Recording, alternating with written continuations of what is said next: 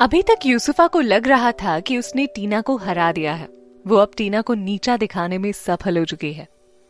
इसीलिए टीना भी अभी उसके आगे कुछ भी जाहिर नहीं करना चाहती थी। वो यूसुफा को कुछ दिनों तक यूं ही गलत फहमी में ही रहने देना चाहती थी। अभी तक टीना ने अपना असली गेम शुरू भी नहीं किया था।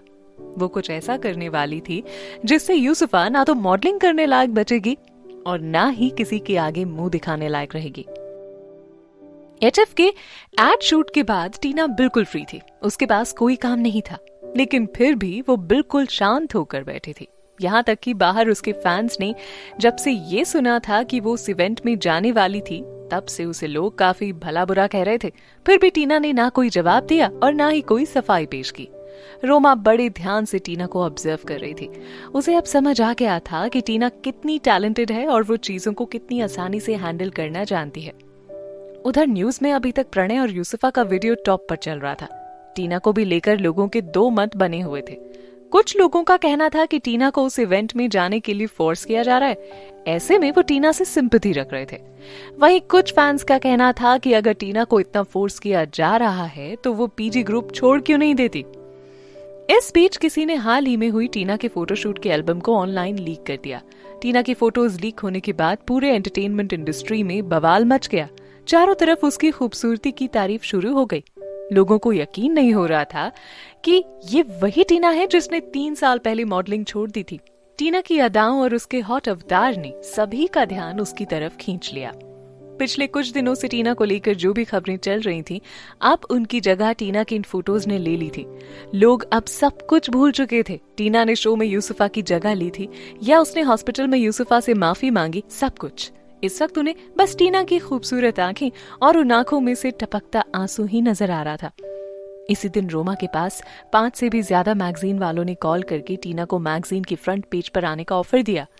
जहां यूसुफा के एक के बाद एक कॉन्ट्रैक्ट कैंसिल होते जा रहे थे, वहीं टीना को एक के बाद एक कॉन्ट्रैक्ट मिलते जा रहे थे। टीना के टैलेंट को देखकर रोमा उससे बहुत इम्प्रेस थी।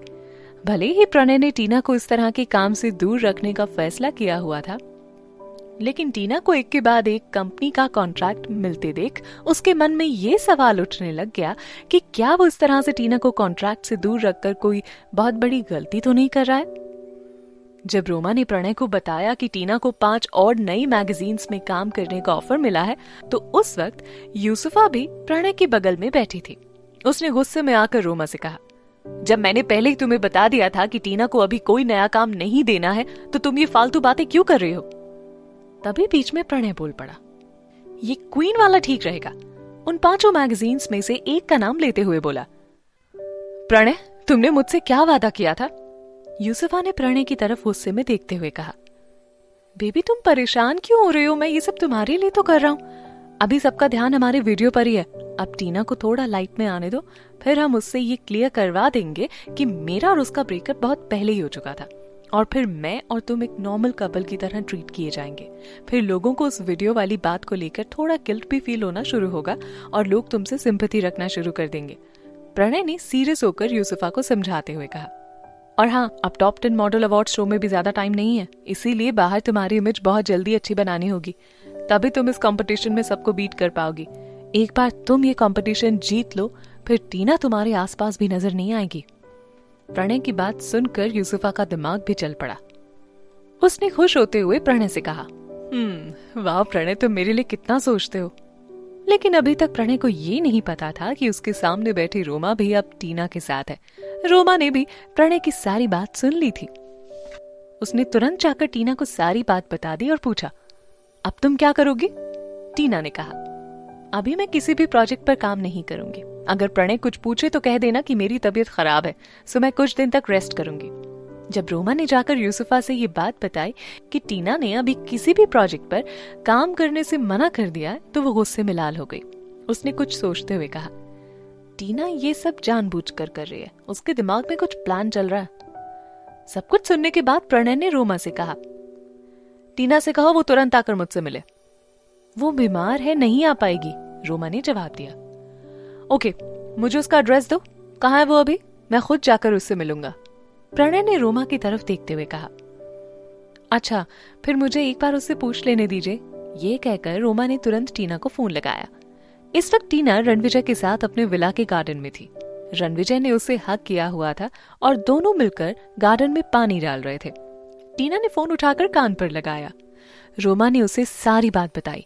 रणविजय का मुंह टीना के कंधे पर ही था, सो उसने भी रोमा की सारी बातें सुन ली। रणविजय ने धीरे से टीना के कानों में जाकर कहा, उसे यहाँ का एड्रेस दे दो। पहले उसे बताओ कि तुमने अपना घर बदल लिया है। वो पहले वाला घर तुम्हारे स्टेटस से मैच नहीं करता था, अब वो मेरे लेवल का नहीं है।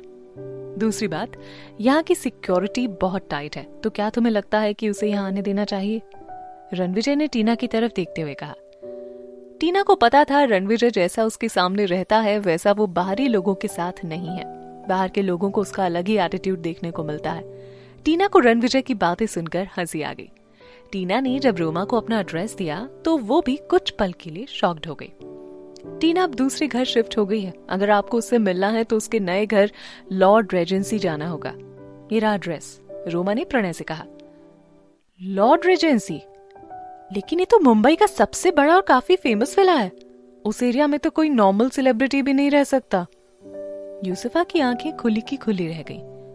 वो अब लॉर्ड रेजेंसी में रह रही है, ये कैसे हो सकता है? यूसुफा मैम वो गुलाटी खानदान से आती है। हो सकता है कि अब उसने अपने स्टेटस के अकॉर्डिंग रहने का फैसला किया हो। यूसुफा अपनी पूरी जिंदगी में कभी इस लेवल तक नहीं पहुंच सकती थी, ये बात उसे भी अच्छे से पता थी। प्रणय को भी अब थोड़ा गिल्ट फील हो रहा था।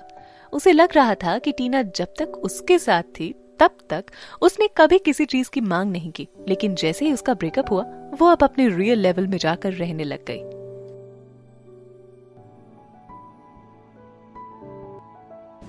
यहाँ बस इतना ही। आगे की कहानी जानने के लिए सब्सक्राइब करें पॉकेट एफएम चैनल को और बेल क्लिक करके अगले एपिसोड का नोटिफिकेशन पाएं। लेकिन आप सारे एपिसोड अभी सुनना चाहते हैं तो डाउनलोड करें हमारा pocket FM app. Link description में है, जहां आप पाएंगे इस शो के सारे एपिसोड्स और साथ ही इसके जैसे और भी बेहतरीन शो। तो देर किस बात की, अभी डाउनलोड करें पॉकेट एफएम ऐप।